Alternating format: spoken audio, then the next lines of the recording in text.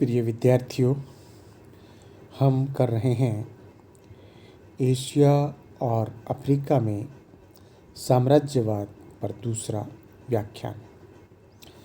कल तक हमने किया था साम्राज्यवाद क्या है और उस साम्राज्यवाद के क्या कारण हैं। आज हम कर रहे हैं साम्राज्यवाद के परिणाम। पहला परिणाम, उपनिवेशों की जनता पर अत्याचार। साम्राज्यवादी देशों ने अपने अधिकृत उपनिवेशों में शक्तिशाली सरकार की स्थापना की। वे वहाँ पर निरंकुश रूप से शासन करने लगे। उन्होंने वहाँ की जनता पर अमानवीय अत्याचार किए। जनता को स्वतंत्रता का अधिकार नहीं दिया गया। उन्हें वहाँ के मूल निवासियों के दुख दर्द की कोई चिंता नहीं थी।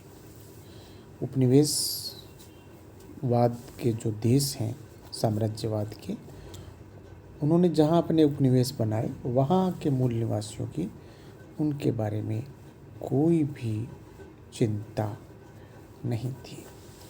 दूसरा, आर्थिक शोषण। साम्राज्यवादी देशों ने अपने अधिकृत प्रदेशों का आर्थिक शोषण किया। वे अपने उपनिवेश देशों का कच्चा माल सस्ती दरों पर खरीदते थे और ऊंची कीमतों पर अपना तैयार माल बेचते थे। साम्राज्यवादी देशों ने अपने उपनिवेशों के आर्थिक विकास का मार्ग भी उनका अवरुद्ध कर दिया था, क्योंकि ये अपनी आर्थिक नीति का निर्धारण अपने हितों को दृष्टिगत रखते हुए करते थे। इस आर्थिक शोषण के परिणाम स्वरूप उनके उपनिवेश दिन प्रतिदिन गरीब होते गए, जैसा कि भारत के साथ इंग्लैंड ने किया। ये हम सब अच्छे से जानते हैं। तीसरा, उपनिवेशों ने अपनी सैन्य शक्ति में वृद्धि की, क्योंकि इनकी आपस में प्रतिस्पर्धा थी। पर तो वो अपने उपनिवेशों में उनके स्वार्थ थे, उनको कायम रखना था उपनिवेशों को, तो इन्होंने अपनी शक्ति में वृद्धि की।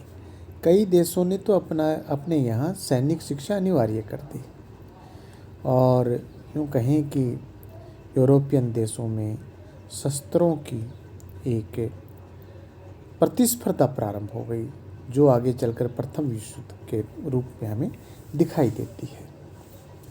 चौथा है उपनिवेशों का विकास। साम्राज्यवादी देशों ने अपने उपनिवेशों का विकास करने का हर संभव प्रयास इसलिए किया था क्योंकि यहाँ से वे अधिक से अधिक मुनाफा कमाना चाहते थे। उपनिवेशों की भलाई के लिए विकास करने की उनकी इच्छा नहीं थी, और न ही तीव्र गति से विकास किया जा रहा था जितना कि स्वतंत्र शासन में रहता है।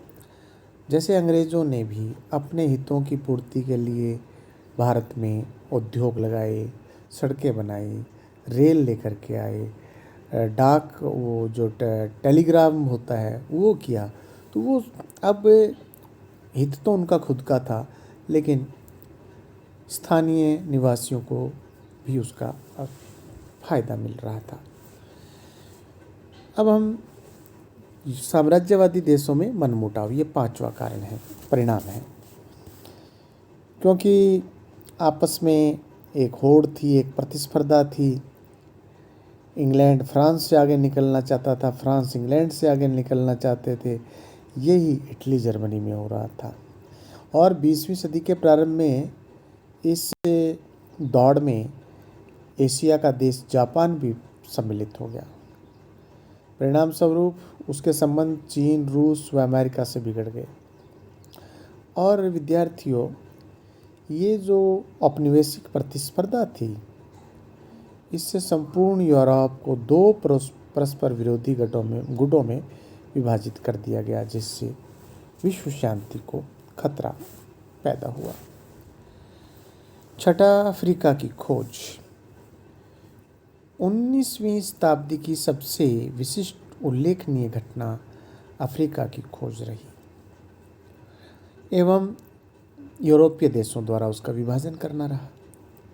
इतिहासकार मैरियट ने लिखा है कि यूरोपियन देशों द्वारा अफ्रीका में उपनिवेशों की स्थापना करना आधुनिक साम्राज्यवाद की सबसे बड़ी उपलब्धि रही।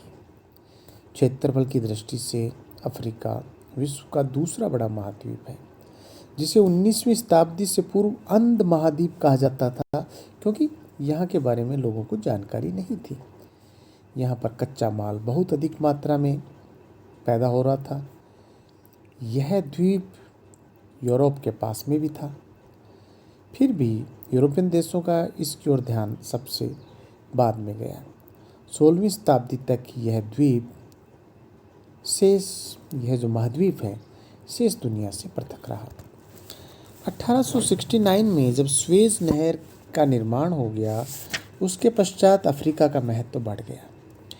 यूरोपियन देशों के कुछ उत्साही नाविकों ने अफ्रीका के विभिन्न प्रदेशों व भौगोलिक परिस्थितियों का पता लगाया, परंतु अफ्रीका की खोज में सबसे अधिक योगदान एक जो पादरी था लिविंगस्टन, उसका हमें मानना चाहिए। अब बात करते हैं अफ्रीका के विभाजन की।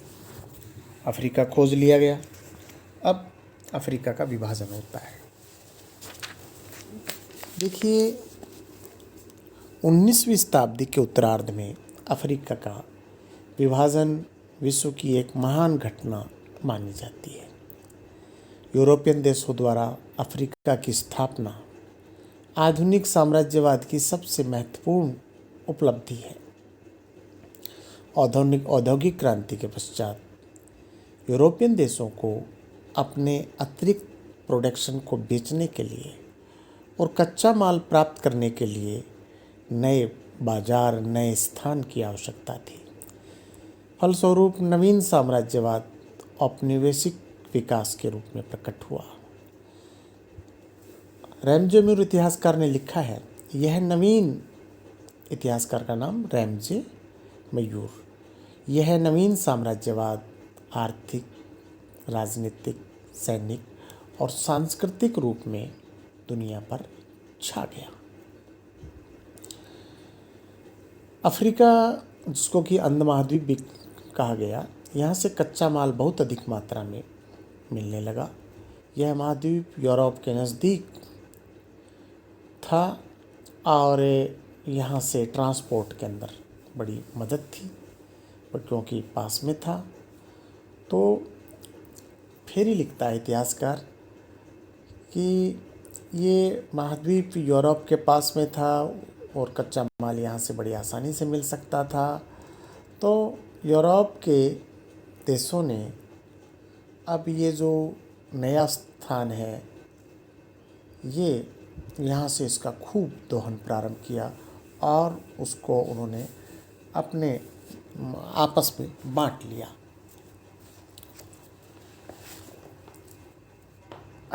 स्वेज नहर के निर्माण के पश्चात अफ्रीका का महत्व और अधिक बढ़ गया और बेल्जियम के शासक लियोपोल्ड ने अफ्रीका की खोज करने के लिए एक अंतर्राष्ट्रीय संस्था की स्थापना कर दी। इस संस्था ने अफ्रीका की खोज में बहुत सहायता की। मुनरो सिद्धांत के अनुसार, मुनरो जो कि एक अर्थशास्त्री, सिद्धांत के अनुसार अमेरिका में साम्राज्यवाद का प्रसार करना संभव नहीं रहा, तो यूरोपियन देशों की दृष्टि में अफ्रीका का महत्व बढ़ गया। पहले अमेरिका में था, अब चूँकि अमेरिका आज़ाद हो गया था, तो अब वो अफ्रीका के अंदर आ रहे थे। 1778 ईस्वी में एक जो जर्मनी का बर्लिन है, वहाँ पर एक सम्मेलन हुआ। उस सम्मेलन में यूरोपियन देशों ने अफ्रीका के कुछ प्रदेशों पर अधिकार करने की बातचीत की और एक संधि के पश्चात यूरोपीय देशों में अफ्रीका के विभाजन की होड़ प्रारंभ हो गई। बेल्जियम में स्थापित संस्था ने कांगो प्रदेश की खोज की। शीघ्र ही यूरोपियन देश इस पर अधिकार करने के लिए लूट खसोट करने लगे। अफ्रीका का शांतिपूर्ण विभाजन करने के लिए 1884 में यूरोपियन देशों का बर्लिन में फिर एक सम्मेलन हुआ। इस सम्मेलन में संयुक्त राज्य अमेरिका ने भी भाग लिया और इस सम्मेलन के द्वारा सभी यूरोपियन देशों को समान रूप से व्यापार करने के अधिकार प्राप्त हुए। इस प्रकार व्यापार पर एकाधिकार समाप्त हो गया। इस सम्मेलन में यह भी निश्चित किया गया कि अफ्रीका के किसी भी प्रदेश पर अधिकार करने के पश्चात अन्य यूरोपीय देशों को आप सूचित करें। इस प्रकार बर्लिन सम्मेलन के बाद सभी यूरोपीय देशों ने अफ्रीका के अधिक से अधिक जो क्षेत्र हैं वहाँ पर अधिकार करने का प्रयास किया। विद्यार्थियों, आश्चर्य की बात यह है कि इतने बड़े महाद्वीप का विभाजन बहुत कम समय में हो गया। इसके विभाजन को लेकर विभिन्न देशों में तनावपूर्ण संबंध अवश्य रहे, परंतु जैसे एशिया व अमेरिका में युद्ध हुआ वैसा अफ्रीका के विभाजन के लिए कोई बड़ा युद्ध नहीं हुआ। जब जब युद्ध की समस्या हुई तो कूटनीति के आधार पर उस समस्या का हल कर लिया और अफ्रीका को आपस में बांट लिया। सबसे पहले हम बात करते हैं जर्मनी ने किस प्रकार से अफ्रीका में स्थान प्राप्त किए। जर्मनी औपनिवेशिक साम्राज्य की दौड़ में सबसे देर में सम्मिलित हुआ था। बिस्मार्क की उपनिवेशों में रुचि नहीं थी। वह तो जर्मनी को सिर्फ महाद्वीपीय शक्ति बनाए रखना चाहता था, परंतु 1890 में बिस्मार्क के पतन के पश्चात जर्मनी भी उपनिवेश की दौड़ में शामिल हो गया और सम्राट विलियम द्वितीय अब एक नई नीति के साथ में कार्य करने लगा। जब बेल्जियम ने कांगो के प्रदेश पर अधिकार कर लिया तो जर्मनी के उद्योगपतियों और धर्म प्रचारकों का ध्यान अफ्रीका की ओर आकर्षित हुआ। उन्होंने जर्मनी सरकार पर दबाव डाला कि वह भी अफ्रीका में अपने उपनिवेश स्थापित करे। इसलिए जर्मन सम्राट विलियम द्वितीय ने अनेक जर्मन व्यक्तियों को अफ्रीका के सरदारों के पास संधियां करने के लिए भेजा। कार्ल पीटर जर्मनी का पहला व्यक्ति था जिसने पूर्वी अफ्रीका में 40,000 वर्ग मील भूभाग प्राप्त किया तथा अफ्रीका में जर्मनी की ईस्ट अफ्रीका कंपनी की स्थापना की। इस कंपनी ने 3-4 वर्षों में 2 लाख वर्ग मील भूभाग पर अधिकार कर लिया। इस प्रकार जर्मनी ने 1883 में दक्षिण पश्चिमी अफ्रीका में एक ट्यूनिस क्षेत्र की स्थापना की। जर्मनी की सरकार ने अनेक उपनिवेशों की स्थापना की, जिनमें कैमरूस, टोगोलैंड आदि उल्लेखनीय हैं। अब बात करते हैं विद्यार्थियों फ्रांस और अफ्रीका के बारे में।